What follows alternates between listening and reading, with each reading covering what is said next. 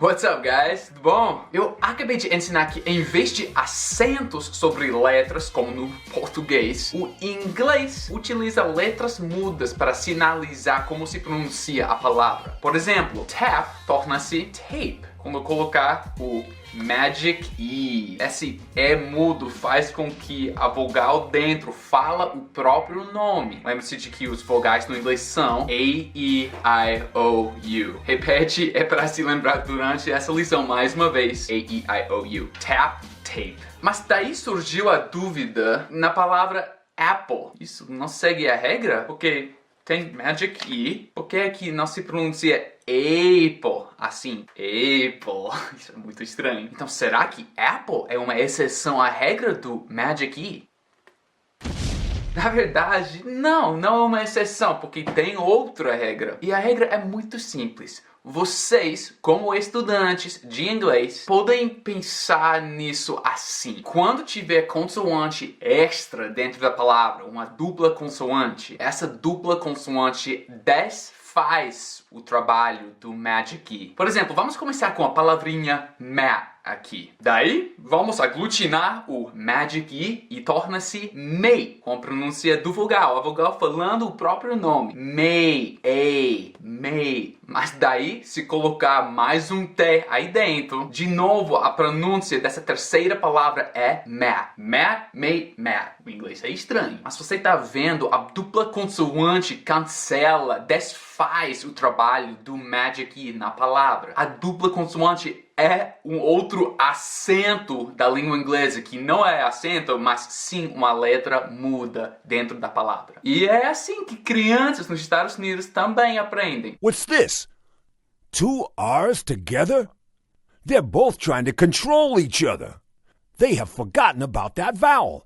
It's gone back to being a short sound again. Din torna-se dine, A-E-I, dine. E o lugar é diner, e o que você janta, o que você come é dinner, por causa da dupla consoante, o duplo N. Din, dine, diner, dinner. Mais um grupinho de palavras. Cod torna-se code, com o Magic E, A-E-I-O, code. Mas no verbo cuddle, o O tem a pronúncia de A, mais uma vez, e não O, mesmo tendo um Magic E no fim. Cod, code, cuddle. Na verdade, quando criança, eu me lembro de pensar naquela dupla consoante como um bloqueio, um fortalecimento que faz com que o Magic E não consegue atingir o vogal para modificar dentro da palavra, entendeu? Na palavra dabble, por exemplo, o E não consegue afetar o A aqui de dabble por causa da dupla consoante, que é um bloqueio, dabble. Mas quando tirar o B aqui, pode ter outras palavras. Por exemplo, able, I am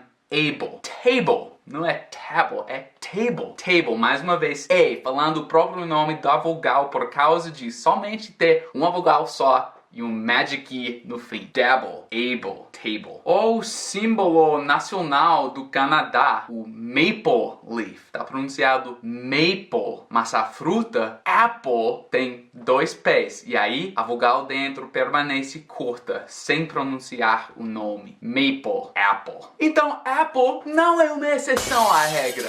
É somente um resultado de outro nível da regra de pronúncia no inglês. Mais uma vez, a regra da dupla consoante, the double consonant, é tão forte que dá para adivinhar. A palavra little, por exemplo, pequeno. Mas daí eu me lembro de um sobrenome de uma amiga que eu vi pela primeira vez e eu já sabia como pronunciar. O sobrenome dela era assim, com a pronúncia Lytle. A-E-I, Lytle. Little, Lytle. Little, Lytle. Little Lytle. E falando de sobrenomes, que tal esses famosos aqui? Primeiro o Bill, você sabe como pronunciar? Hader. Também o John Madden. Não é um E por causa da dupla consoante, é Madden. Até mesmo esse cara, mas vocês já sabem, né? Harry Potter. É por causa da dupla consoante que não fica Harry reporter. Assim. A regra da dupla consoante é tão forte que aplica-se em outras áreas também, quando o Magic E não tá envolvido. Tipo na palavra puny. Puny. Aqui fala o próprio nome, o A-E-I-O-U no inglês. Puny. Mas quando colocar outro N, torna-se punny. Tipo uma piada que é engraçada porque é um trocadilho, é punny. Rima com a palavra funny, engraçado. E se funny não tivesse outro N, seria funny. Mais uma vez. Fake word. Um fake word, mas que a gente sabe que tem a pronúncia da vogal, o nome da própria vogal dentro. Puny, punny, funny, puny. A propósito, puny quer dizer tipo pequeno, mas isso é um pouco pejorativo. Tipo, o valentão vai chamar de outra criança de puny. E fume quer dizer tipo com cheiro de fumaça, tipo cheiro do exhaust de carro. Eu não sei o que é exhaust no português. E mais uma curiosidade que está mais ou menos relacionado. Crianças que nos Estados Unidos aprendem sobre flossy words. Cliff, bell, fuss. They are flossy words. Palavras que terminam com uma vogal só e aí tem o som de F, L ou S no fim, requerem dupla consoante. Por exemplo, stuff, com 2 Fs em vez de somente um. Will, 2 Ls em vez de somente um. Kiss, 2 Ss, não somente um. F, L, S. Para lembrar disso, crianças aprendem. Flossy e floss é fio dental, então é tipo fio dental, sei lá, nada a ver, mas assim crianças aprendem. Flossy words have tickle power. Flossy words have a double letter. The double letters give the vowel tickle power.